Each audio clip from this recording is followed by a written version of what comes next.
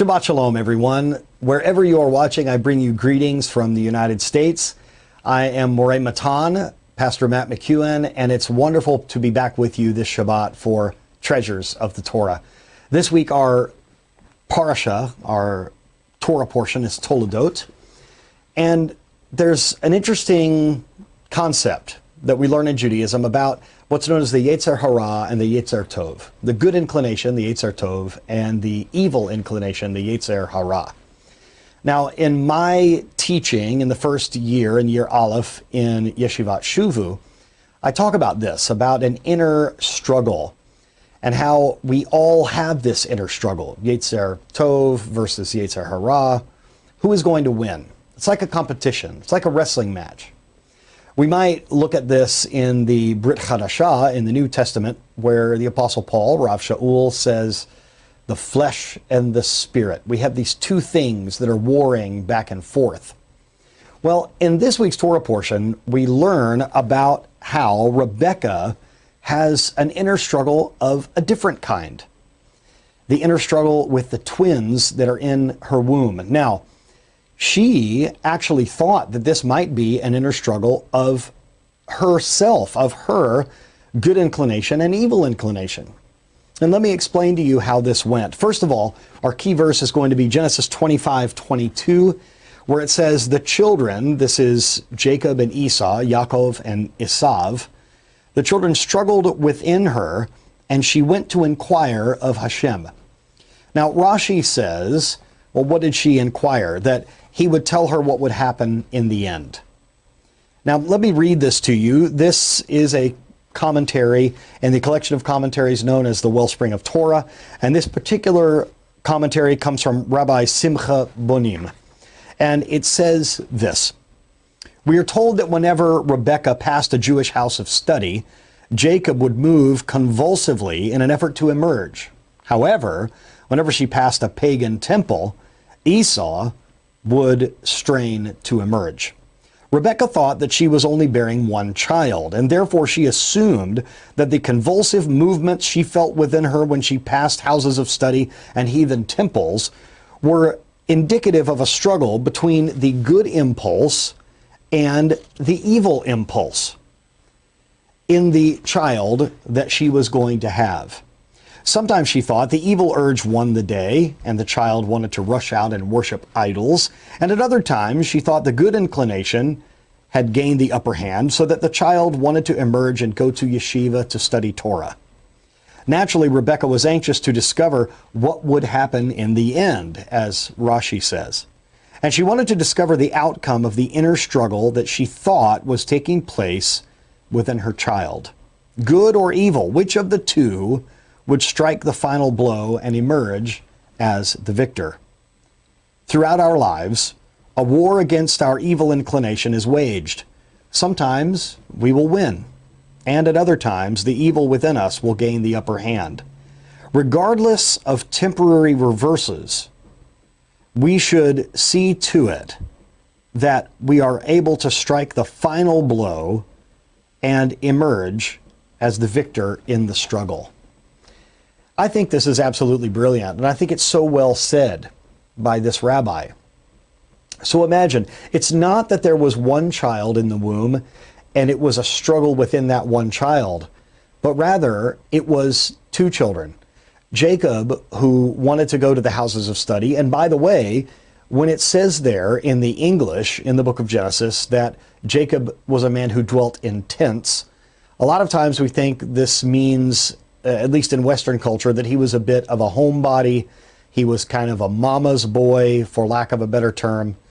But to dwell in tents, a man who liked to dwell in tents, this literally means to be involved in the house of study.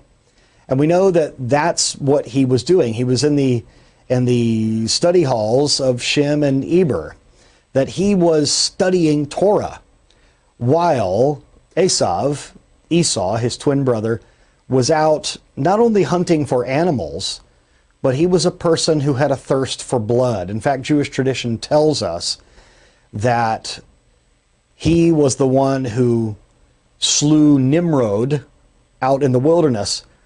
And it was after this murder that he came in and was asking his brother about the particular stew that he was eating. In fact, we know that this stew of lentils is a mourner's dish. They are mourning the death of Avraham Avinu. So Jacob and Esau, Yaakov and Esav, there's a struggle there. There's a difference of who they are at their core. And it's a struggle to know, number one, who will win, or perhaps number two, how there can be a reconciliation. You see, in Judaism, Yaakov, Jacob, is a symbol of the Jews. And Esau, is a symbol of Christianity. Now, this reconciliation that needs to happen in the last days is something that we are actively a part of. For instance, we could look at the relationship that I have with our rabbis. They are Jewish, I am a Gentile. And we have this relationship where we're trying to make a tikkun. We're trying to make a rectification because Jacob is missing something, namely the Messiah, and Esau is missing something, namely the Torah. And so the two must come together, or as Rabbi Shapiro likes to say, meet in the middle. And this is so important. It's so important for us to understand. It looked like at one point they were going to reconcile because we see a kiss on the neck between them. But our sages tell us that this kiss was not genuine, that it was really attempting to be a bite on the neck, an attempt to injure or kill even. There was a time that we're going to talk about in future lessons where it looks like that Esau is going to go with Yaakov. But he only does it for a little bit. He doesn't fully go with him. And that is one of the things that's so eloquently borne out in the book, The Rivka Remnant, that Rabbi Shapira has most recently published. It's something that we must understand. This struggle between Jacob and Esau, between Judaism and Christianity, has been going on for a long time. And there must be a rectification. There must be a tikkun. There must be a healing that comes. There must be a recognition that each one has something that the other needs. And there must be the humility in order to, number one, admit that, and number two, to take the necessary action to make it right. You are a part of this journey. If you're watching this, whether you are Jewish or whether you are Gentile, you as a follower of Yeshua the Messiah have an obligation to play the role that you're meant to play. And there is a role for the Jew, for the Gentile. There's a role for the Messianic Jew, for the normative Jew, for the Gentile Christian. There's a role in the last days for all of these parties. In order to bring the redemption and the return of King Messiah, we must all do our part. And we need to pray that just as the inclination of Jacob was to want to emerge when they passed the house of study, and for Esau to jump out when he passed the house of idol worship, we need to work toward strengthening our good impulse and work toward trying to subdue our evil impulse. It is brought down in the Tanya that there's this one known as the Ben Oni, or sometimes pronounced the Benoni, the one who is the middle, the one who is not wicked, he's not righteous, but he's kind of somewhere in the middle.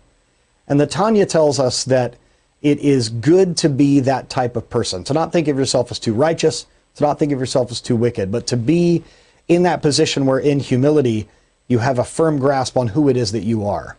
And that in that position to take this battle between the good impulse and the bad impulse and to truly be victorious. Remember what Hashem said all the way back when another couple of brothers were having an issue, Cain and Abel.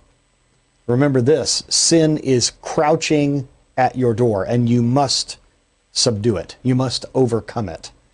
And that my brothers and sisters, is what Judaism is all about. To proactively do the good, and in doing so, we are staving off the bad. I hope this lesson has been a blessing to you, and I hope that you will go forward being more mindful of engaging and strengthening your good inclination, because walking with Hashem in a Jewish way is not so much about avoiding bad things, but rather proactively doing good things for the kingdom, for His glory, so that we don't even have time to think of doing bad things. All the best to you and your family. Shabbat Shalom.